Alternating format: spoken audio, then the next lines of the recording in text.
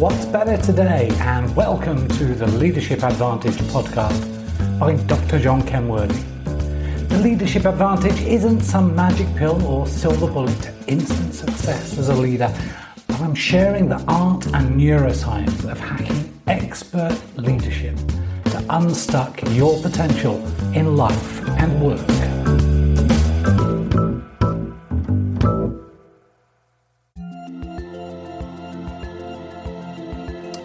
The day the CEO learned the importance of empathy. Some people are just more naturally empathic than others, the CEO brusquely informed me. It's not personal, it's business, he went on, quoting that bundle of joy, Donald Trump. They should know what's good for them and do what I suggest. Why should I have to influence them or show empathy? The CEO pushed back his chair as if our session was over. His company was struggling. Several key staff had recently departed and were working for a competitor. He still insisted that empathy was not something he needed to do, and he was perfectly capable of influencing his team. It was they who needed to change, not him. You've met someone like this, I'm sure, and you're wondering how I'm going to suggest that they change, right? No, there's a twist here. How do you influence them to have more empathy and more easily influence others? You see, it's terrific to have someone like that CEO in your life because you're not like him. You care. You show genuine concern. And there are only a few people who, well, they simply don't deserve your love and respect. How do you show empathy for someone and influence them when they don't do empathy? Especially when you know that they really need to do empathy, so that they can be a better influencer. You'll recall from the triangle of influence that in order to influence someone, we need to link what we want them to do to the resources it will cost them and the benefits that they will gain for themselves by doing it. If you need a reminder about the triangle of influence, I suggest you jump over there right now and come back afterwards. For the influencer, we are left with a causal chain. Without empathy, how will you know what's important for them? Without you showing empathy, how am I going to trust you? And if I don't trust you, how are you going to influence me? And if you don't influence me, how are you going to lead me? To be a better influencer, we really need to know how to have and show empathy. I wrote a while back about the usefulness of empathy and how it differs from sympathy. The difference is huge. Sympathy is passive, empathy is active.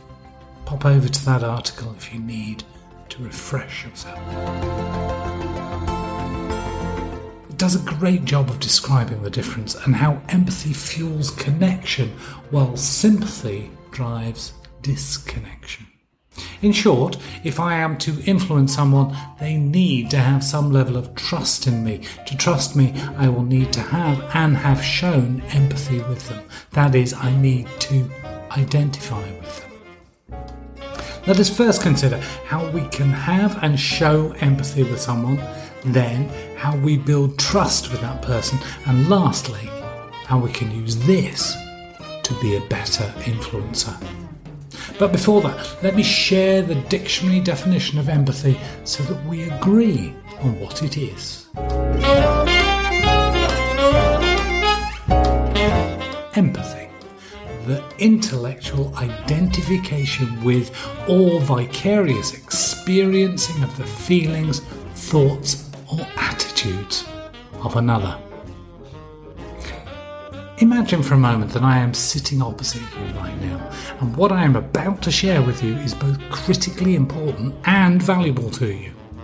You sit up a little taller, lean your head forward and focus your eyes on me. You carefully watch every nuance of expression, listening attentively to every word, nodding appropriately as you take in and understand each point I make. Bring to mind two people in your life that you have known for some time. The first person is someone with whom you have a good, strong and close relationship. You trust them to be in your corner, to support you, and they understand you well. The second individual is someone with whom you have a more distant relationship. You know them reasonably well enough that you know that you don't completely trust them. They would save themselves over you in a tight spot. You have these two people in mind? I'm going to predict that you will identify more readily and openly with the first person. You understand and appreciate the way they think and act. You might not always agree with them, but even then you accept their perspective and can see it from their point of view. With the second individual, you believe that they just don't get you. They can be cold and dispassionate. They might have some odd perspectives on life and can be forceful in putting their point of view across, especially when you seem to be at odds with them. So, how did I do? When someone shows empathy with you, as the first person in your scenario does, you are much more trusting of them and more likely to allow them to influence you. Why? Because you know that they would only influence you for something that is beneficial for you. Your brain produces oxytocin, known as the love drug. And trust is a form of love, making you feel good and receptive to that individual. When someone fails to show empathy toward you, you don't trust them as much, and you are naturally more defensive about their influence over you.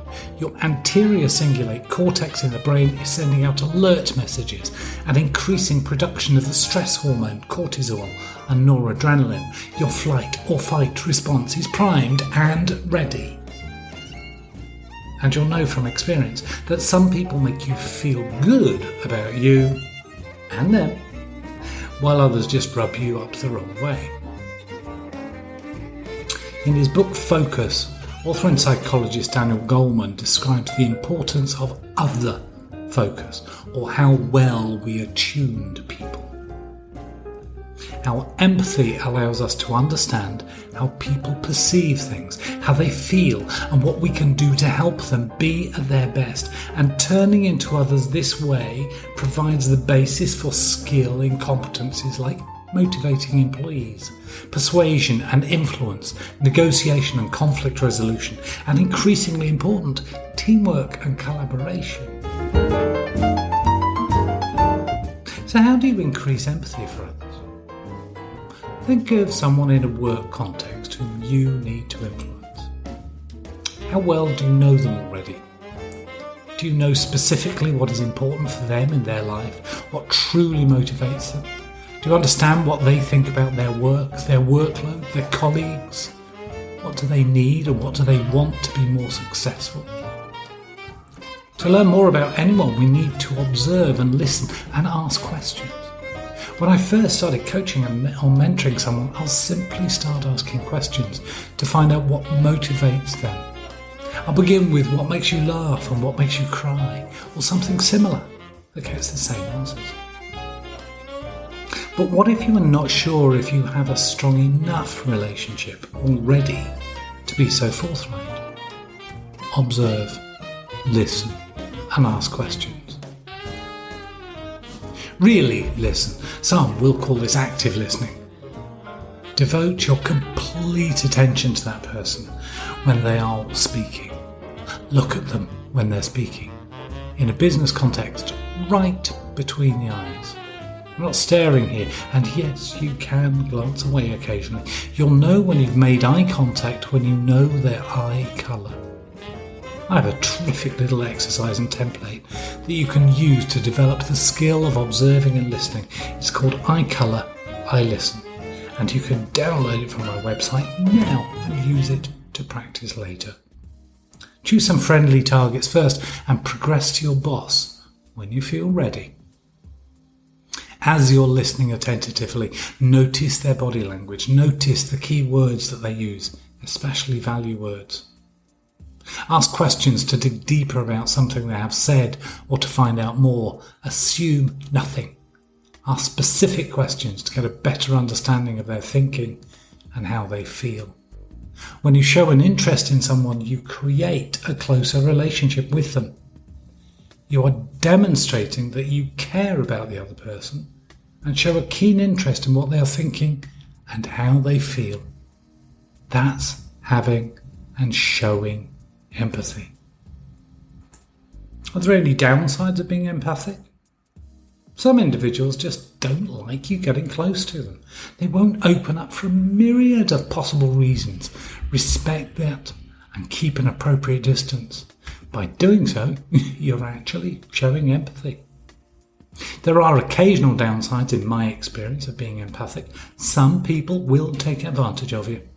I don't think that it is possible to have and show empathy with someone if you don't actually care about them. There are people who will go through the motions of listening actively and so on, but they don't actually take it on board because they are so full of themselves that there's no space for you. The trouble I've found is that I can care a lot about another person whilst it was only true for them for a season. Like you, I have best friends I made at school and university, only to never hear from them again. When you care for others, you are likely to be showing your own vulnerabilities too. And whilst you never would take advantage of that, they might. And you could get hurt by it. But tell me, what do you do when someone hurts you emotionally? That's right, you'll naturally increase the distance between you and be a little more guarded with that person. Empathy is a valued currency. It allows us to create bonds of trust. It provides insights into what others may be feeling or thinking and helps us understand how or why others are reacting to situations. It sharpens our people acumen and it informs our decisions. When someone shows empathy toward you, you begin to trust them. As that empathy continues, that trust builds. And trust is the foundation of effective influence. You cannot repeatedly break trust with people and continue to influence them. It simply doesn't happen. And trust is like having your bankroll of cash. With trust, you are solvent. Without it, you are bankrupt. When you are trusted, you have this thick bankroll of crisp bills. Every time you act inconsistently with your professed values or break a promise, you spend some of those crisp bills. When the bankroll is gone, so is the trust that others have in you. At this point, your personal appeals or persuasive arguments cannot buy back that trust. Once lost, trust and the personal credibility and empathy it took to gain it may take years to regain. Why does trust help you influence? When we trust someone, we are choosing to be influenced by them, even though we are uncertain that the choice we are making is absolutely the best possible choice for us. When we are trusting another person, there is a slight delay in making the decision as we weigh up how much we actually trust them before we choose to trust without complete certainty. On the other hand, when we do not trust them or choose not to trust them in this circumstance, then we are defending ourselves against the possible consequences and shifting the burden by redefining the task to suit our own agenda, even avoiding the task entirely. Of course, when we don't trust someone else in a given situation, then that person will immediately lose trust in us. Then both parties redefine the task to suit their own agendas and we end with no one trusting each other and nothing gets done. For you to influence someone, they have to trust you to a certain extent. How much trust depends on how they perceive their risk in choosing to trust you. With trust, you can influence someone. Without it, you cannot. And the basis of good relationships and trust and empathy. Think about those two individuals again. The individual who shows empathy towards you and the person who does not. Something you'll notice is that you know much more about the first person than the second. You know some, if not all, of their vulnerabilities. Furthermore, you know that they know about their own fragilities, and they are quite open about them with you. Are you brave enough to really get in touch with your own? Empathy makes us feel loved through the production of oxytocin in the brain. It comforts us to believe that someone else understands our pain, our suffering, and that we are not alone. And we feel a natural affinity toward those people who show empathy for us. When we see someone who has been empathic toward us, we will feel that same reassurance, that same love, that same trust as the oxytocin is once again produced in the brain. You know from your own standpoint that those individuals who show empathy toward you can more easily influence you. It follows then, does it not, that if you wish to more easily influence others, then you should show empathy toward them. Visit the show notes, download the iColour iListen template so that you can learn that active listening and developing the active listening skills and empathy.